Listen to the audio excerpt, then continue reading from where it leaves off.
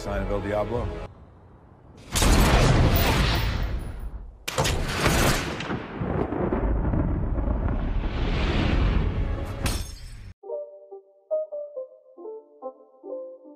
Halo guys, selamat datang kembali di channel Broview Series. Masih bersama saya Stephen yang akan menjelaskan alur cerita filmnya. Kali ini saya sudah merangkum alur cerita film yang berjudul Sniper Ultimate Kill. Film Sniper Ultimate Kill ini merupakan film aksi tahun 2017.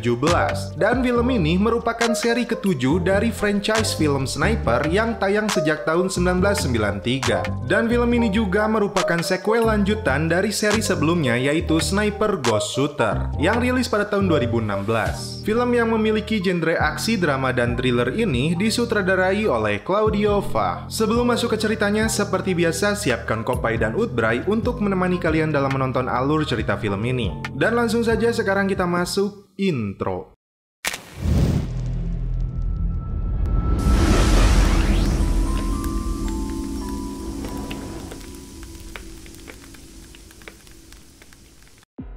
Di sebuah kamar, terlihat ada seorang pria di sana. Dia adalah Tommy, marinir angkatan laut. Tak berselang lama, dia mengambil pistolnya dan melakukan aksi bunuh diri.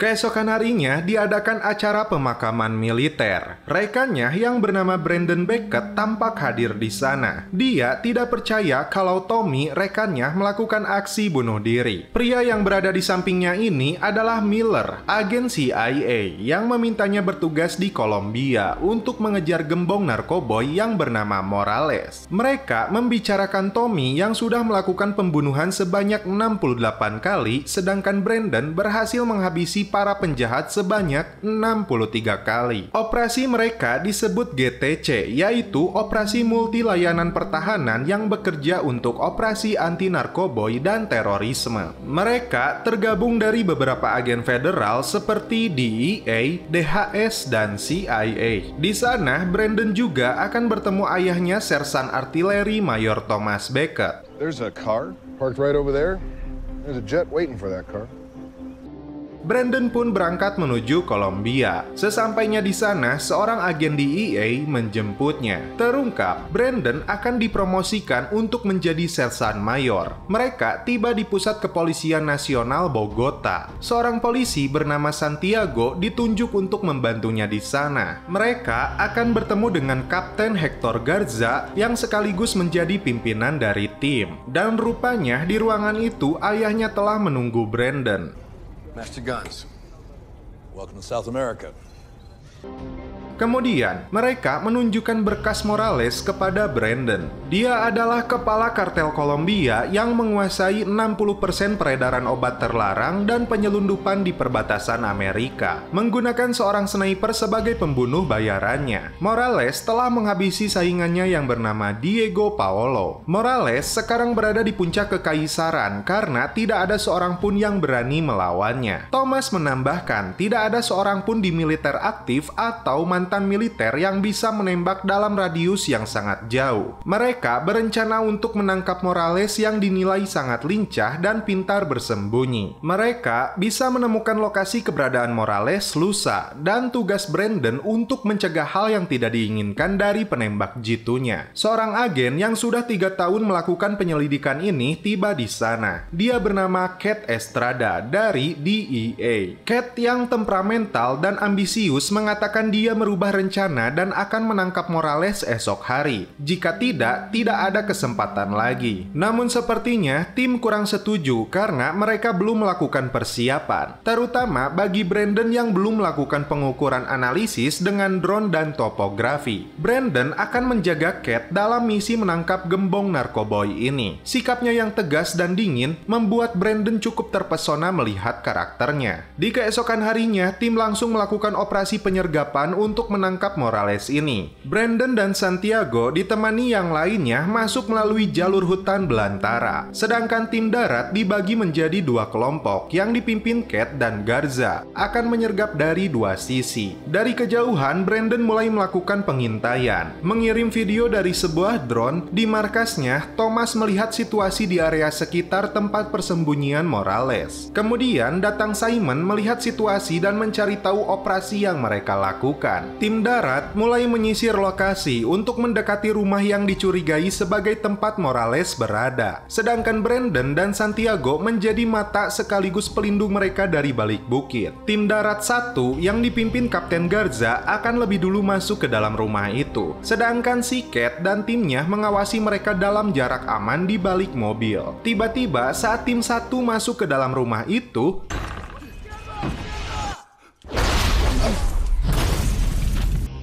Cat terkejut dengan ledakan itu karena ternyata mereka telah dijebak. Garza yang sedang berdiri terkena tembakan dari seorang sniper.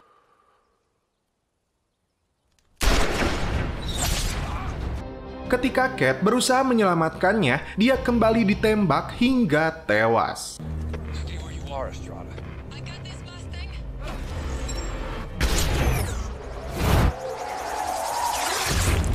Brandon menemukan posisi penembak jitu itu yang berada di balik pepohonan sejauh 723 meter. Dia menembaknya namun ternyata meleset dan dia pun kabur. Di markas agen khusus, Simon dari Departemen Keamanan Dalam Negeri meminta laporan dari mereka tentang apa yang terjadi di sana. Mereka menyimpulkan telah dijebak oleh orang dalam yang sudah mengetahui operasi ini. Dan penembak jitu itu adalah seorang profesional. Dia bisa saja menembak Garza sebelum Cat menariknya keluar. Dia mengirim pesan kepada mereka agar keluar dari Kolombia. Simon meminta tim gabungan ini dibubarkan dan Brandon dikembalikan ke markasnya di Amerika. Cat menuding ada pengkhianat yang harus mereka cari. Sedangkan Brandon meminta waktu 48 jam lagi untuk menangkapnya. Thomas mengingatkan putranya untuk membuka matanya dengan lebar dan tetap fokus karena penembak ini telah mengenalinya. Thomas juga mengatakan dia tidak bisa keluar dan pensiun dari pekerjaannya karena marinir baginya sudah seperti memancing. Tim kemudian melanjutkan kembali misinya dalam sisa waktu 48 jam. Cat menemui Brandon dan mengucapkan terima kasih karena telah mendukung dirinya saat berada di kantor. Brandon menjelaskan orang itu melakukan tembakan yang dirasa tidak mungkin karena pelurunya diketahui dapat berbelok. Cat merasa tidak peduli dengan penembak ini karena baginya Morales yang jauh lebih penting. Dia pergi dan menangis mengingat rekan-rekannya telah tewas dalam operasi itu, terutama Kapten Garza yang sudah sangat dekat dengannya. Cat masuk ke sebuah bar dan bertemu Pastor Carlos di sana. Carlos memberi saran kepada Cat untuk melepaskan Morales jika tidak ingin ada korban lain berjatuhan. Dia adalah gembong yang sangat kuat didukung seorang iblis penembak jitu yang sangat ditakuti lawannya yang bernama El Diablo. Carlos akan membantunya, namun dia memberi pesan jangan mempercayai siapapun. Santiago memberitahu Brandon bahwa dia menemukan penembak itu. Brandon dan El Diablo akhirnya saling membidik satu sama lain. Brandon melakukan tembakan pertamanya dan hampir saja mengenai El Diablo.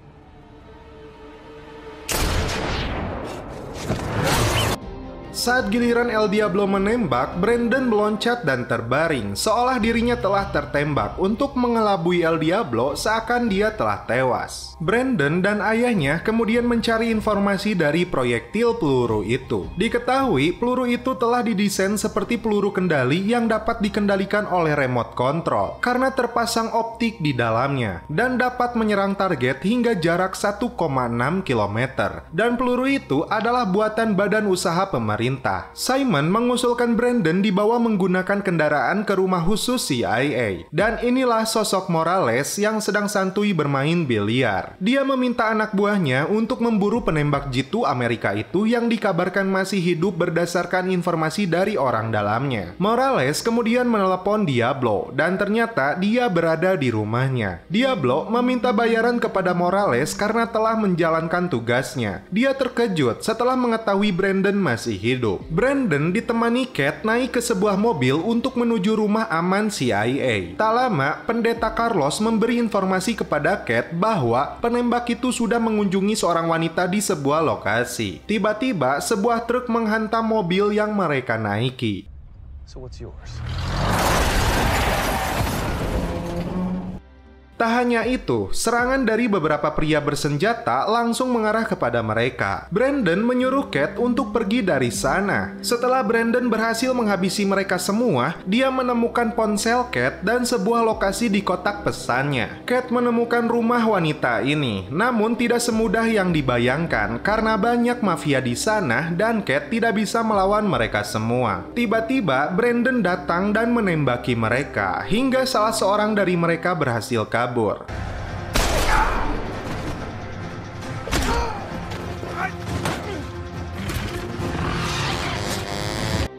Cat merampas kalung wanita itu dan melihat foto Diablo. Foto itu kemudian Brandon kirim ke ayahnya dan dia mengatakan seorang pengkhianat telah mendengarkan mereka hingga terjadi penyerangan saat mereka menuju rumah aman. Mereka berdua kemudian menemui Pendeta Carlos. Morales diketahui dilindungi bukan hanya oleh preman saja, tapi orang kuat berdasi. Mereka harus bisa balik menjebak penembaknya. Marcus mendapatkan informasi mengejutkan tentang tewasnya George Bankir dari Morales. Kemudian Miguel Kemper si penyiksa dan Johnny Morillo preman terbesar Morales. Dan itu semua adalah aksi dari Brandon. Brandon mencurahkan pikiran dan ketakutannya nasib dia akan berakhir seperti rekannya Tommy yang melakukan aksi bunuh diri setelah psikologinya terganggu akibat terlalu banyak membunuh orang dengan snipernya. Morales mendatangi rumah Diablo dan memberinya $500.000 di muka untuk membunuh Brandon. Dan jika Cat juga terbunuh, dia akan menambahkannya $500.000 lagi. Hasil penyelidikan mengungkap Diablo berasal dari Venezuela. Dia telah membunuh anak Noriega dan nama aslinya adalah Enrique Quintero. Simon yang tidak sepaham kembali menyarankan Brandon dan Estrada dipulangkan ke Amerika. Diablo memberi anak buah Morales sejumlah uang untuk informasi yang ingin dia dapatkan. Dia mengatakan Pendeta Carlos telah membantu Brandon dan Cat Estrada. Cat mendapat surat dari Pendeta Carlos untuk menemuinya di depan gereja jam 10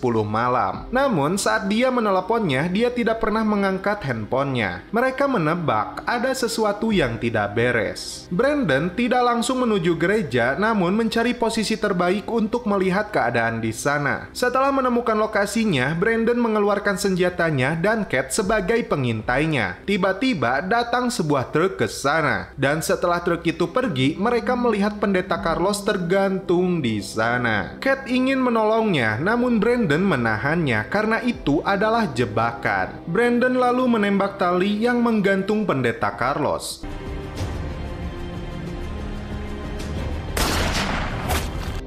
Saat tembakan kedua, dia berhasil memotong tali itu. Lokasi Brandon diketahui Diablo dan langsung menembak mereka. Tak diduga, Diablo kembali menembak Pendeta Carlos hingga tewas.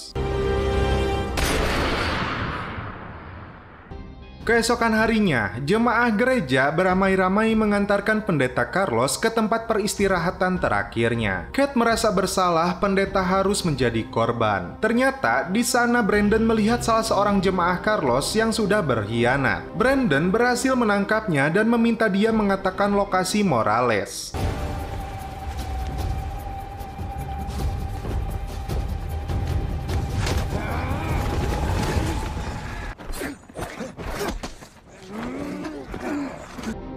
Dia ketakutan jika informasi itu dia berikan malam ini, dia akan tewas. Brandon menjawab dia akan melindunginya. Pasukan khusus diterjunkan untuk menangkap Morales dan akhirnya mereka berhasil menggiringnya.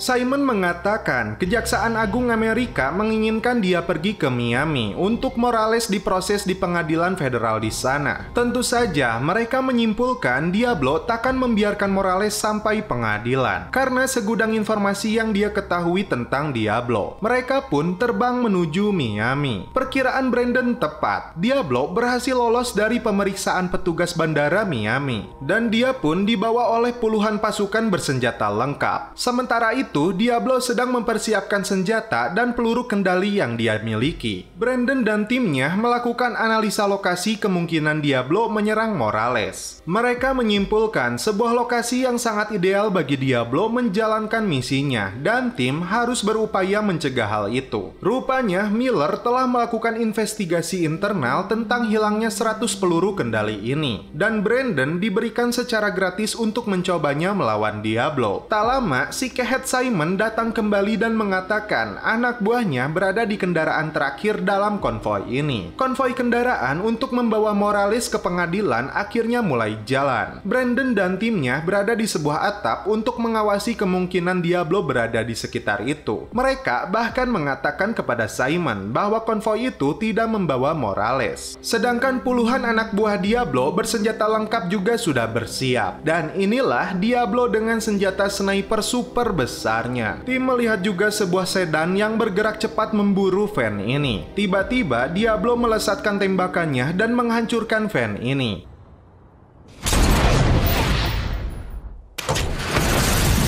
Miller menembak mati komplotan mafia itu.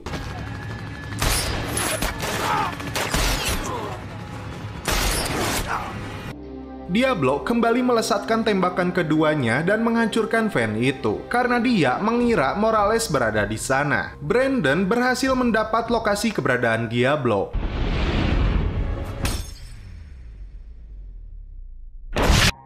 Dan akhirnya Diablo pun tewas. Morales yang berada di mobil lain tampak masih hidup. Simon pun kecewa, ternyata Morales tidak berada di mobil itu. Dan terungkap di sini bahwa Simonlah pengkhianat sesungguhnya yang telah membantu Morales hingga mengakibatkan Garza dan anak buahnya tewas. Dan inilah bogem dari Cat untuknya.